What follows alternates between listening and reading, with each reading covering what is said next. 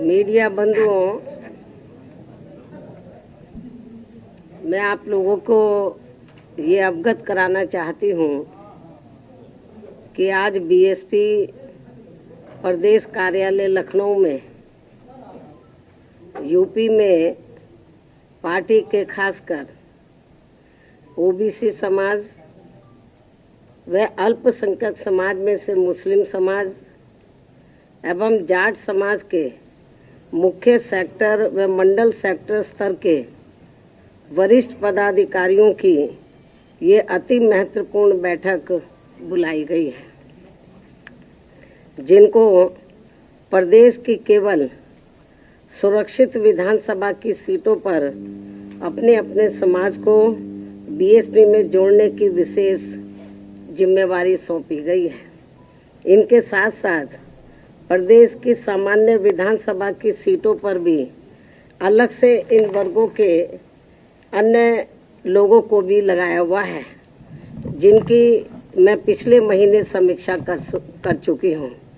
लेकिन आज ऐसी विधानसभा की सीटों पर लगे जिन पदाधिकारियों को बुलाया गया है, ये सभी पदाधिकारी पिछले कई महीनों से अपने अपने क्षेत्र में इस कार्य में पूरे जी जान से लगे हैं और आज मेरे खुद के द्वारा इनके कार्यों की गहन समीक्षा करने के लिए ही इन्हें प्रदेश कार्यालय लखनऊ में बुलाया गया है।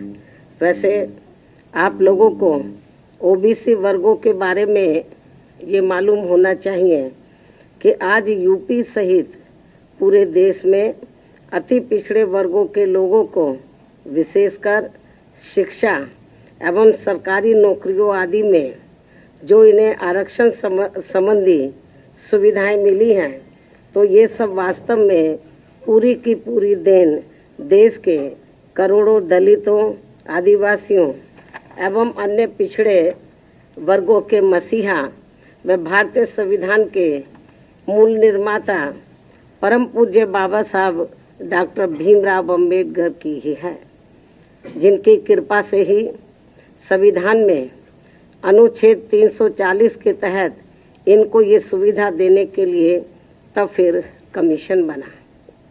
लेकिन इस मामले में अति दुख की बात ये भी रही है कि केंद्र में रही आज़ादी के बाद लंबे अरसे तक केंद्र में रही कांग्रेसी सरकार के समय में ही मंडल कमीशन की रिपोर्ट आने के बावजूद भी इस पार्टी की सरकार ने इसे लागू नहीं किया था, जिसे फिर बीएसपी ने ही अपने अथक प्रयासों से केंद्र में रही श्री बीपी सिंह की सरकार से लागू करवाया था और तब फिर जाकर देश में ओबीसी वर्गों के लोगों को दलितों व आदिवासियों की तरह इन्हें भी काफ़ी कुछ ये आरक्षण की सुविधा मिली है, जिससे अब केंद्र व राज्यों की भी जातिवादी सरकारें इनके आरक्षण को आए दिन नए नए नियम व कानून आदि बना के तथा कोर्ट कचहरी आदि का भी सहारा लेकर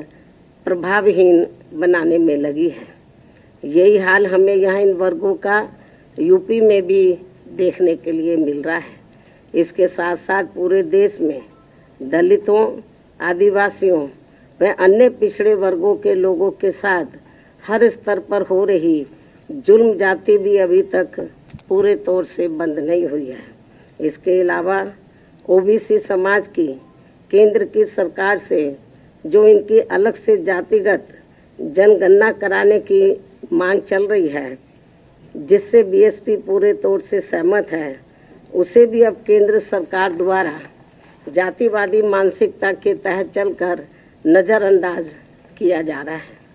इसी प्रकार यूपी में वर्तमान में चल रही भाजपा सरकार में हमें धार्मिक अल्पसंख्यक समाज में से खासकर मुस्लिम समाज के लोग भी हर मामले में व हर स्तर पर काफ़ी ज़्यादा दुखी नज़र आते हैं। इस सरकार में अब इनकी तरक्की होनी भी लगभग बंद सी हो गई है।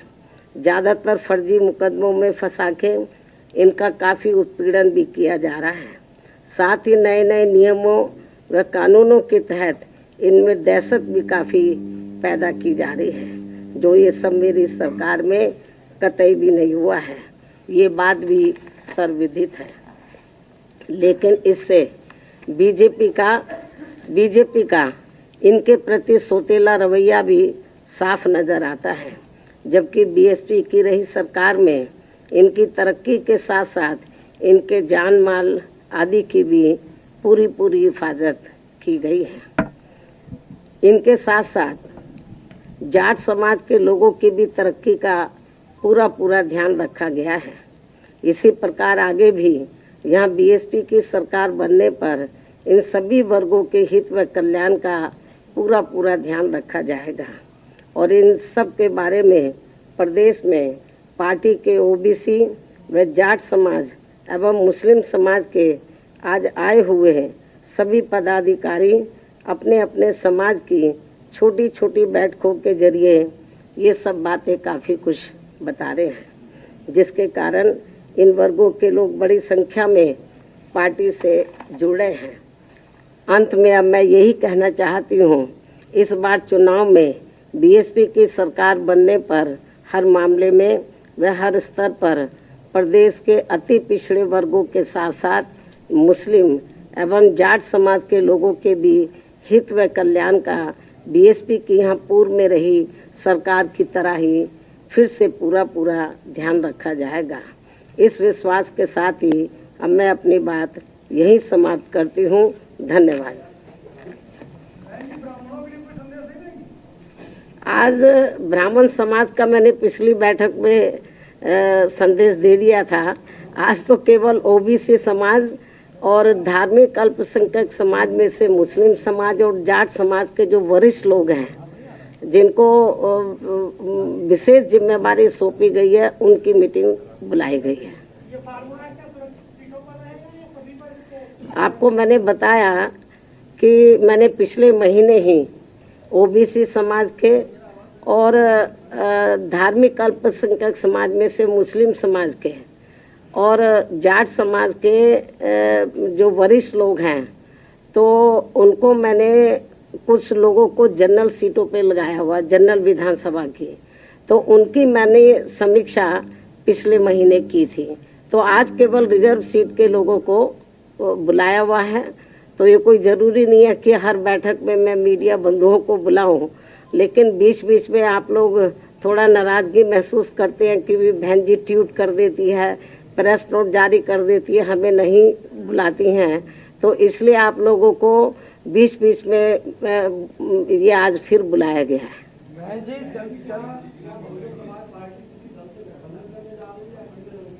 इस बात का जवाब मैं एक बार नहीं कई बार दे चुकी हूँ और मेरे ख्याल जब मैं इस बात का जवाब देती हूँ लगता है आप सोते रहते हैं। मैं कई बार कह चुकी हूँ, आज फिर इस बात को दोहराना चाहती हूँ कि बहुजन समाज पार्टी अकेले अपने बलबूते पर ही उत्तर प्रदेश की 403 विधानसभा की सीटें हैं, सभी सीटों पर अपनी पूरी और दमदारी के साथ चुनाव लड़ेगी और हमें पूरा भरोसा है कि हमारी पार्टी सन 2007 की तरह फिर से पूर्ण बहुमत के आधार पर सत्ता में आएगी।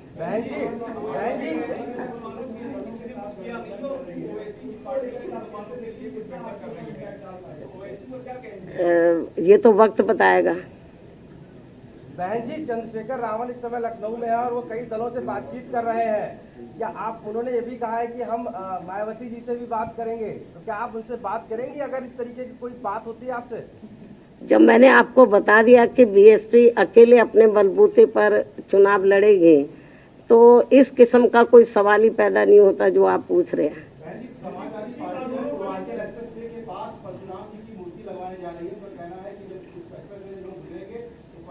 इस बात का ये जो आपने सवाल किया है, इस सवाल का जवाब उन्हीं से पूछे तो ज्यादा अच्छा होगा। अब मैं आप सब लोगों का धन्यवाद अदा करती हूँ। हाँ, पूछो एक एक करके। हाँ, देखो, राज्यसभा के जो 12 सांसदों को जो निलंबित किया गया है, तो ये पिछले सत्र में किया गया था, ये अब शीतकालीन सत्र चल रहा है। तो तो मैं तो ये समझती हूँ कि सरकार को इतना कड़ा रुख नहीं अपनाना चाहिए, बल्कि उनके साथ बातचीत करके इस मामले को खत्म करना चाहिए ताकि राज्यसभा सुचारू रूप से चल सके।